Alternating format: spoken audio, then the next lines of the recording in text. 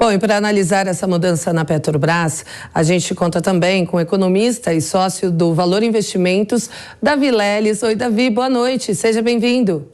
Boa noite, é bom estar de volta. Bom, Davi, Caio Paz de Andrade assumiu a presidência da Petrobras em junho do ano passado, ou seja, ficou cerca de 6 meses no cargo. Primeiramente, lhe questiono como avaliar o desempenho dele durante este período. Bom, vamos lá. A Petrobras, ela sofreu muitos solavancos desde que ele assumiu a liderança da empresa, essa maior petroleira brasileira, e esses solavancos eles se dão muito por questões políticas, porque é uma empresa que tem muita influência política, assim como bancos estatais, como é o Banco do Brasil, como é a Caixa Econômica. O mercado ele precificou de uma forma positiva a atuação dele, principalmente pela vinculação, desde a época do Temer, e a manutenção dessa precificação dos combustíveis com o PPI, o preço de paridade internacional. Mas nesse meio tempo também nós tivemos uma quebradeira geral nos mercados de petróleo e de commodities, que foi causada, primeiro, pela pandemia do coronavírus e, segundo, pela guerra da Rússia e da Ucrânia, que quebrou várias cadeias produtivas e causou muitas variações de preço. Então, o preço não foi definido simplesmente internamente, e esse é o grande X da questão. O preço foi cada vez mais definido também por conflitos externos. A gente viu os Estados Unidos queimando reservas de petróleo, a gente viu discussões da OPEP, que não queria voltar à produção que tinha antes da pandemia, ela diminuiu a produção, quando voltou a demanda ela não quis subir a produção para assim vender mais caro, ganhar tanto nas margens quanto também na quantidade, e então foi uma guerra mundial sobre os preços da commodity, do petróleo. E isso variou muito o preço na bomba, né? O preço que nós temos que pagar quando você vai encher o tanque do carro, quando você vai fazer transportes, quando você vai usar esse combustível de qualquer forma que seja. Então, a atuação pelos olhos do mercado dele foi positiva e conseguiu manter a empresa dando lucro, tanto que a Petrobras foi uma das empresas no mundo que mais pagou dividendos recentemente. Rica Mello continua com a gente na entrevista, que também é um economista. Bom, Rica, a mesma questão te faço sobre o desempenho de Caio Paz de Andrade durante este período, a sua percepção. Olha, tenho uma percepção muito parecida. Entendo que para o acionista, né, a Petrobras realmente é uma das empresas mais lucrativas do mundo e tem uma distribuição de dividendos enorme. Por quê? Porque ela de fato pôde manter a política de preços que é vinculada aos preços internacionais. Só que vale lembrar que a política de preços do petróleo e de algumas outras commodities também, ela se dá em relação à oferta e demanda, e não importando qual o custo da empresa, que é a produtora aí do produto, por exemplo, do petróleo. E a Petrobras, ela tem um custo de produção muito baixo quando se compara a uma grande parcela das empresas do mundo. E isso faz, então, com que ela tenha um custo baixo de produção e ela acaba vendendo, de fato, a preços internacionais. Então, ela acaba tendo um lucro muito grande. Então, a discussão que vem se tendo agora, que inclusive o Jean Paul Prats aqui tem falado sobre isso, o próprio governo Lula tem falado sobre isso também, são de novas fórmulas de cálculo aí, da gasolina, de uma maneira que mantenha ainda a lucratividade da empresa para os seus acionistas, mas que também traga algum benefício à população por estar sentada numa reserva tão grande de petróleo que, na verdade, hoje não traz um benefício, ao menos para o consumidor, da gasolina ali na hora você coloca a gasolina na bomba. Bom, isso aqui é uma questão complexa também, tem diversas opiniões aqui divergentes entre os economistas, e eu quero de fato ver o que vai acontecer com essa nova fórmula. A fórmula atual, se nós pensarmos em mercado e pensarmos em economia liberal, é a melhor forma que existe, é o preço internacional e ponto. Só que de fato, como a gente viu, e como a gente sabe, a gasolina ela traz impactos importantes para a inflação do país, né? Porque ela envolve muitos passos e processos da cadeia produtiva. Quem sabe, de fato, vai existir alguma forma que consiga, ainda assim, pagar bons dividendos aos acionistas e consiga também trazer dividendos à população brasileira. Mas isso vai ser um grande embate e tenho certeza que os economistas vão discutir muito sobre o tema, alguns a favor e outros contra essa nova definição aí de política de preços da Petrobras. Bom, falando sobre essa política de preços que você bem mencionou, Rica, quero te questionar.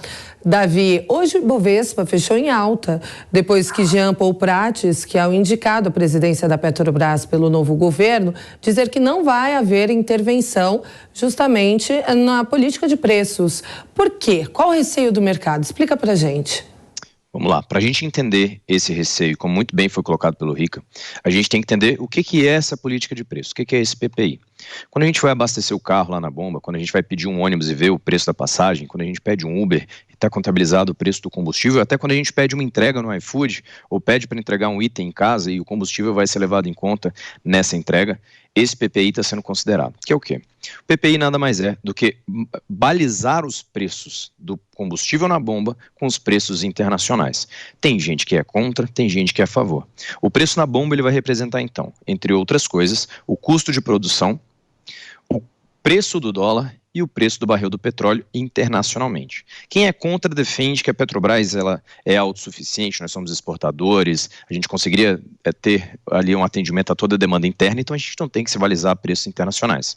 Quem é a favor dessa política, a maioria do mercado é a favor dessa política, defende pela visão da empresa, que a Petrobras ela não é um monopólio no Brasil, compete com outras empresas, não só nacionalmente, mas internacionalmente.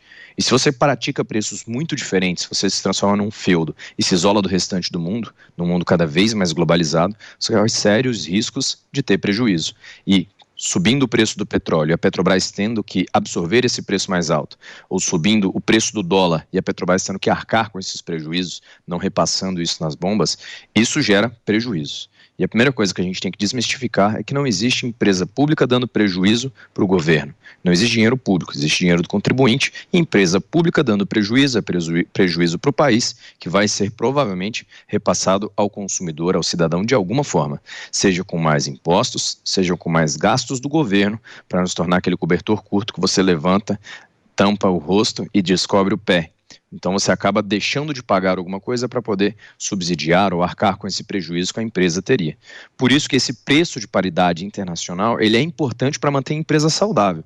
A empresa tem a finalidade de dar lucro e atuar da maneira mais eficiente possível, produzir da maneira mais eficiente possível, ainda mais sendo uma empresa pública que se estiver dando prejuízo, esse prejuízo provavelmente vai ser repassado para nós. Para você, Rica, você viu com bons olhos o que disse Jean Paul Prates?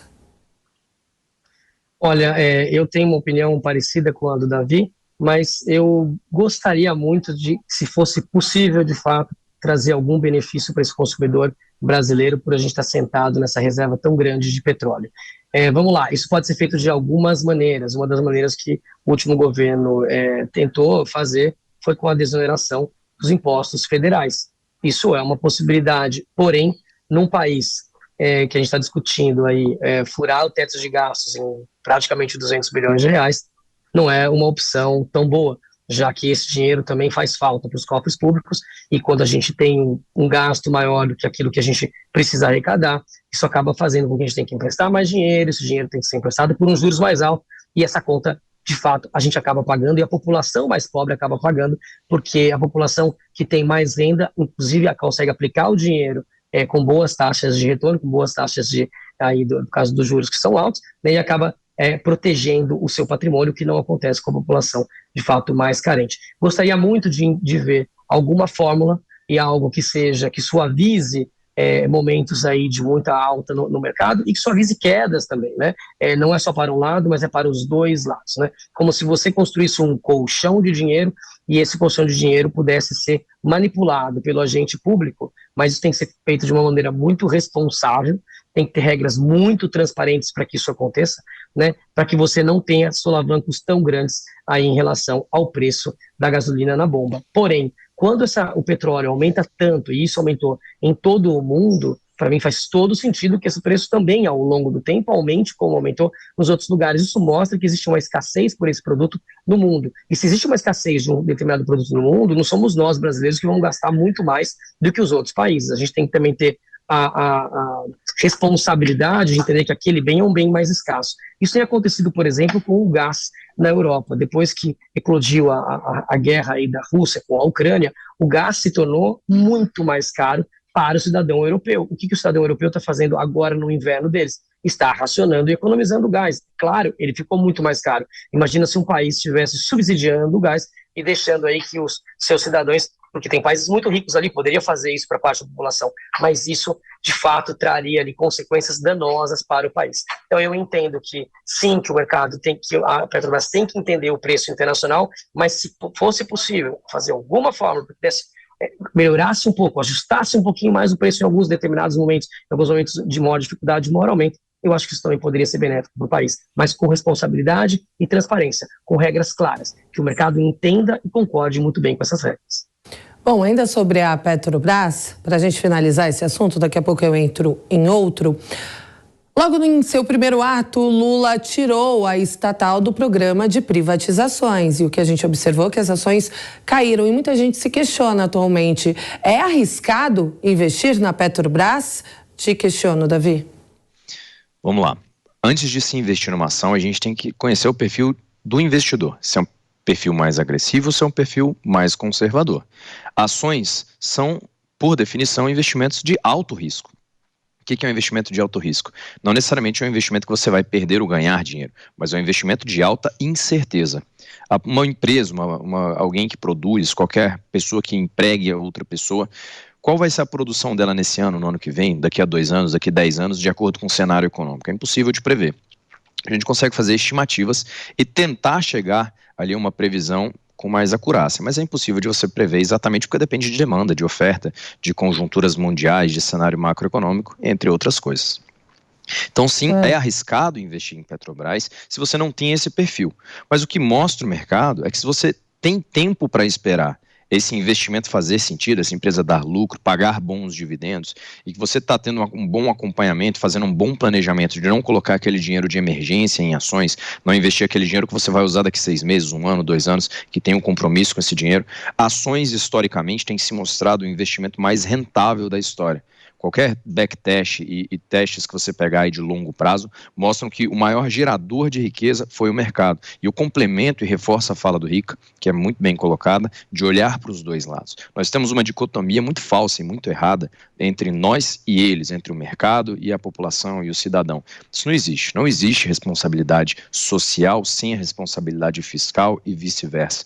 Uma cumpre o dever com a outra e devem ser feitas ao mesmo tempo. Quando a gente fala de uma empresa, essa dicotomia de que quem acorda de manhã, pega o seu ônibus, vai trabalhar, almoça correndo, trabalha até tarde, volta e tem que dormir cedo para poder trabalhar cedo no outro dia, para conseguir fazer um bico no final de semana. As pessoas olham o noticiário e falam, o que eu tenho a ver com o mercado financeiro? O que eu tenho a ver com a Bolsa? E a resposta é, você tem tudo a ver com a Bolsa. Quando a gente tem uma empresa perdendo bilhões e bilhões, como aconteceu com o mercado, desde algumas medidas que foram tomadas do início do governo Lula, você tem empresas perdendo valor bilionário de mercado. Quando empresas perdem valor de mercado, elas conseguem pegar menos dívidas, se alavancar menos, porque elas valem menos. Você empresta dinheiro e consegue emprestar para alguém que tenha posses, que tenha um valor alto, porque ela vai te pagar. Agora, quanto menor esse valor, menos se alavanca. Com menos alavancagem, se gera menos empregos, tem que se demitir porque as margens ficam mais apertadas. E a pessoa que perde o emprego no final do dia, às vezes nem entendeu muito porquê, e aí recebe uma nota falando que a empresa está cortando custos, cortando gastos.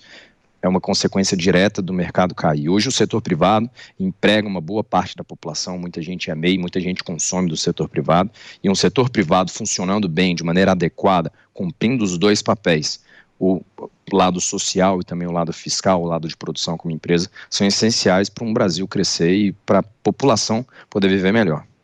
Pois é, Rica, qual a diferença para um cidadão comum que não investe no mercado financeiro, se as ações da Petrobras sobem ou se elas caem, enfim? Olha, a Petrobras é uma ação muito importante para o índice da Bolsa aqui de São Paulo e do Brasil como um todo. Então, ela acaba, muitas vezes, ditando o rumo do que vai acontecer com as ações como um todo do nosso mercado. Então, quando a gente tem um mercado mais positivo, um mercado que acredita no governo, que acredita na austeridade do governo, na seriedade do que o governo tem feito, de fato, na colocação e na imposição de reformas que vão trazer mais competitividade para o país, a Bolsa acaba subindo. Então, no momento que as ações da Petrobras sobem e acabam empurrando e trazendo outras ações também, o mercado acionário todo para cima, isso, na verdade, traz um reflexo e um benefício muito grande para a população como um todo. O país vale mais, as empresas valem mais renda é gerada, e no momento que essa maior renda é gerada, essa renda é distribuída para a população e todos nós acabamos ficando mais ricos. É claro que isso não é de uma forma direta, né? Afinal, eu posso não ser detentor de uma ação da Petrobras, como você está trazendo aqui, e isso ainda assim pode trazer um benefício para mim, porque apesar de eu não ser detentor de uma ação de uma determinada empresa, eu trabalho em outras empresas, ou eu sou um trabalhador e dependo do sucesso de algumas das empresas, dos meus fornecedores, dos clientes dessa empresa para que eu trabalho, para que a minha empresa também tenha bons resultados e tenha sucesso. O sucesso de uma empresa, nesse caso, acaba se traduzindo no sucesso de muitas empresas e, então, do mercado.